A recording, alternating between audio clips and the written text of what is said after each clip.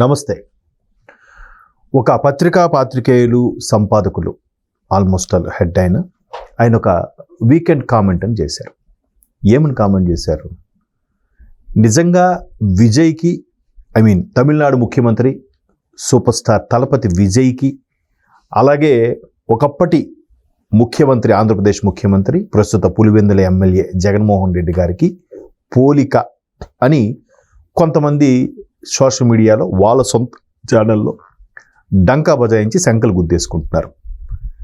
ఏంటి అంత పోలిక? ఏమి సాధించారు? లేదంటే ఎవరు కంపేర్ చేశారు? ఎవరు కాపీ కొట్టారు? ఇప్పుడు విజయ్ తన పార్టీలో ఉండే ఒక నామినేటెడ్ పోస్టులోనూ ఒక మంచి స్థాయిలో ఉండే వ్యక్తిని అవినీతి చేశాడు. దాంతోపాటు ఒక అధికారి కూడా ఉన్నాడు, గ్రూప్ 2 స్థాయి అధికారి. ఆయనకి కూడా ఇద్దరికి ఆయనకి సస్పెండ్ చేశారు. ఈయనకి పార్టీ నుంచి సస్పెండ్ చేసి ఎక్స్ప్లెనేషన్ అడిగారు.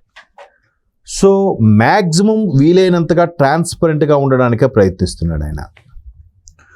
బడికి గుడికి దూరంగా యారక్ షాపులు పెట్టడం, మహిళలకి ఏవైతే పథకాలు ఇస్తామన్నారో అవన్నీ ఇవ్వడం, యావత్ భారతదేశం నా ప్రాధాన్యతే కానీ అందులోకి వస్తే తమిళులే నా మొదటి ప్రాధాన్యత అని ఒక స్టేట్మెంట్ ఇవ్వడం, దీనికి సంబంధించి ప్రధానమంత్రిని వెళ్ళి కలిసి అన్నీ మాట్లాడటం, మ్యాక్సిమం ట్రాన్స్పరెంట్గా. ఎందుకంటే నేను మంచి లైఫ్, మంచి భూమిలో మంచి సూపర్ స్టార్డమ్ ఉన్నప్పుడే రాజకీయాల్లోకి వచ్చాను, నేను సంపాదించుకున్నది చాలు, ఇకపై నా కోసం పరితపించే నా ఫ్యాన్స్ కోసం, నా ప్రజల కోసం నేనేమైనా చేస్తా అనడం, టంచనగా సెక్రటేరియట్కి టైం టు టైం వచ్చేయడం, తన ఇంటి నుంచే క్యారేజ్ తెచ్చుకొని తినడం, ఇలా ప్రతిదీ కూడా వీలైనంతగా సిన్సియర్గా ఉండడానికే ప్రయత్నిస్తున్నారు తలపతి విజయ్, ముఖ్యమంత్రి జోసెఫ్ విజయ్.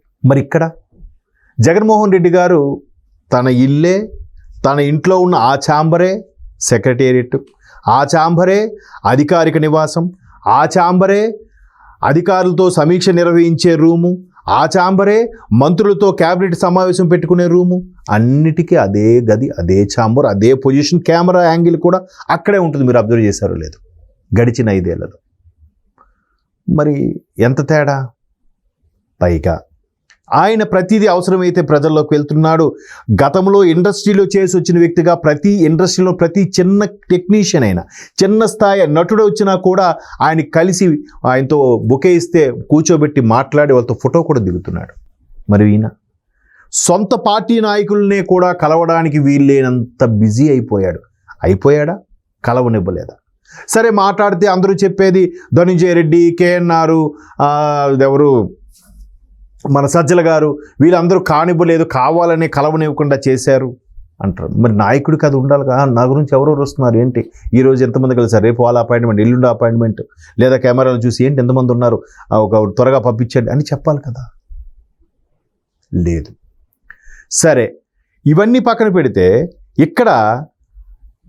అక్కడ విజయ్ ఏం చేశాడు? సొంత పార్టీలో ఉన్న నాయకుడిని కూడా సస్పెండ్ చేశాడు ఆయన, వచ్చిన 3 నెలలకో 5 నెలలకో.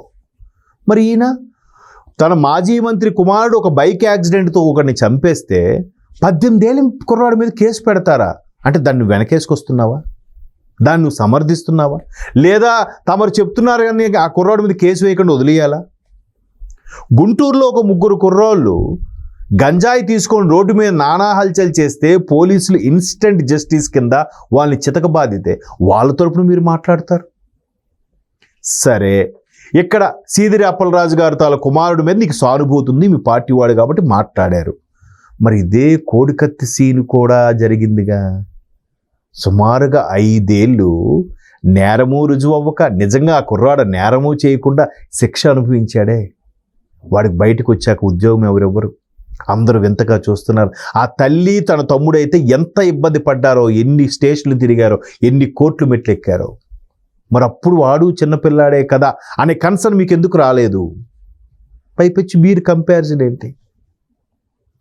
ఈవెన్ ఈవీఎం మెషినరీలు పగలగొడితే పిన్నెల్లి లాంటి వ్యక్తి, అవును అక్కడ లోపల టీడీపీ వాళ్ళు రిగ్గింగ్ చేస్తున్నారనే కోపంతో బాధతోనూ పగలగొట్టాడు, నీళ్ళు ఒప్పుకుంటాడు ప్రెస్ ముందు. ఆయన ఏం చెప్పాడు? లోపలికి పాము దూరింది, 200 మంది ప్రజల్ని కాపాడాలని ఉద్దేశంతోనే పగలగొట్టాడని చెప్తే ఈయన వెళ్ళి ఓపెన్ అయిపోయి అవును కోపంతోనే పగలగొట్టాడంటే శిక్ష ఆయన పడతాడా, ఈయన పడతాడా? రీసెంట్గా కొంతమంది ఇన్ఫ్లుయెన్సర్లు, రీసెంట్గా కొంతమంది నేము ఫేము అనుకునే యూట్యూబర్లు వాళ్ళెవరో ఇస్తారనే, వాళ్ళు ఏదో వెనక బ్యాక్గ్రౌండ్ చిల్లర వేస్తారనే కక్కుర్తితో నోటికి వచ్చినట్టు మాట్లాడితే వాళ్ళు కదా ఇప్పుడు కోర్టుల చుట్టూ తిరుగుతున్నారు, వాళ్ళు కదా కస్టడీలో ఉండి ఇబ్బంది పడుతున్నారు. మీకేం పోయింది ఇప్పుడెలా? సో ఇట్లాంటివి అసలు ఆయన మీద విజయ్ మీద ఎన్ని విమర్శలు వచ్చినా, త్రిష గారికి ఆయనకి విమర్శలు వచ్చినా ఆయన ఎక్కడ ఒక కామెంట్ చేయలే.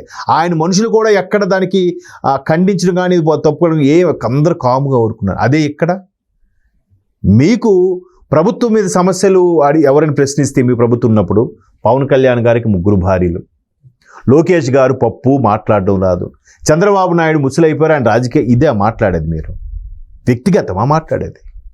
సరే, ఇప్పుడు కూడా ప్రెస్ మీట్లు పెట్టి మాట్లాడుతున్నారు నెలకోసారి, ఏదో ప్రజలు మర్చిపోకుండా రిమైండ్ చేయడానికి అనుకుంటే ప్రజా సమస్యలు లేవా? కూటమి ప్రభుత్వంలో కూడా పని చేస్తున్నా కొంచెం వెనక ముందు అవుతున్నప్పుడు ఆ వెనక ముందు ఆయన పట్టుకోండి, దాన్ని పట్టుకొని ఇది కదా సమస్య, మీరు ఇక్కడ ఎందుకు డిలే చేశారు, అరే దొరికామే, లేదు మనం 3 నెలల్లో కంప్లీట్ చేయాల్సింది కాదు, 1 నెల రోజుల్లో చేసేయాల్సింది, వీళ్ళు దొరికాం కాదని ప్రభుత్వం కూడా ఇంకా ఫాస్ట్గా పనిచేస్తుంది కదా. అది కదా ప్రజా సమస్యల మీద కదా మాట్లాడాల్సింది. ఎంతసేపు వాడి మీదకి 18 ఏళ్ళ కుర్రోడికి శిక్ష చేయడం ఏంటబ్బా, గంజాయి తాగితే తప్పేంటబ్బా, ఇదా? అంటే నేరం చేసినా తప్పు లేదు, పైసలు ఉంటే నేరం చేసినా బెయిల్ వచ్చేస్తుంది, ఏదో బయటికి తిరిగేస్తాము. లిక్కర్ స్కామ్ అతిపెద్ద స్కామ్ దేశంలోనే, రేపు ఇంకా బయటకు వస్తుంది, ఆకండి కంగారు, చాలా చాలా వచ్చింది, ఇంకా తీగలాగుతుంటే డొంకంతా కదులుతూనే ఉంది. 1, 2 ఎన్ని చేసి కూడా మళ్ళీ ఎంత నిర్భయంగా బయటకు వచ్చి మాట్లాడుతుంటే చాలా ఆశ్చర్యం అనిపిస్తుంది. బట్ ఇంకా వాళ్ళకి ఫాలో అయ్యే కొంతమంది వ్యక్తులకి వాళ్ళకి నిజంగా 2 నమస్కారాలు. ఎందుకంటే వెనకుండి చప్పట్లు కొట్టి మేసం మెలేసి, ఇప్పుడు అటువంటి వ్యక్తులకు మనం స్టేటస్ పెట్టుకున్నప్పుడు ఏంట్రా నువ్వు ఇలా స్టేటస్ పెడుతున్నావు బాగా ఇష్టమా అని అంటే వెంటనే వాడు రైజ్ అయిపోయి మామూలుగా క్యాజువల్గా అడిగినా చంద్రబాబు నాయుడు పవన్ కళ్యాణ్ తిడుతున్నాడు. నీకు అడిగింది ప్రశ్న ఏంటి, నువ్వేం చేసావు ఏంటి, ఇలా జరిగిందా అని అడిగితే, ఇప్పుడు నువ్వు నేరం చేసావా అంటే లేదు నేను చేయలేదు, నువ్వు నిరూపించు నేను మేసం తీసుకుంటా, నువ్వు నిరూపించు నేనేం చేస్తాను కానీ నువ్వు నేరం చేయలేదా, నువ్వు అక్కడ ఇలా చేయలేదా, ఇదే ప్రూవ్లు లేనివే ఏంటిది అంటే ఏదో ఒకటి ఇలాంటి సందేశాలు ఇస్తూ ప్రజలకి ఇలాగే చేస్తూ సోషల్ మీడియా వేదికగా రెచ్చగొడుతూ అబ్బా కొడుకులను లేపేస్తాం నరికేస్తాం రప్ప 2029 గవర్నమెంట్ వచ్చిన తర్వాత ఒక్కొక్కరిని ఓచకోత ఏంటో నాకు అర్థం కాని ఈ మాటలు చేతలు కోతలు. ముందుంది ముసల పండగ పంచాయతీ, వాటికి ముందు సిద్ధపడండి. పక్కన రాష్ట్రంలో ద్రవిడ సాంప్రదాయం వేరు, వాళ్ళకుండే రాజకీయ సెన్స్ వేరు. మీరు మనుగడ సాగిస్తారా లేదా 29 వరకు, అది కదా చూసుకోవాల్సిందే. విజయ్కి మీకు పోలిక, లేదా చంద్రబాబు నాయుడికి మీకు పోలిక కంపేర్ చేయడానికే లేదు అసలు.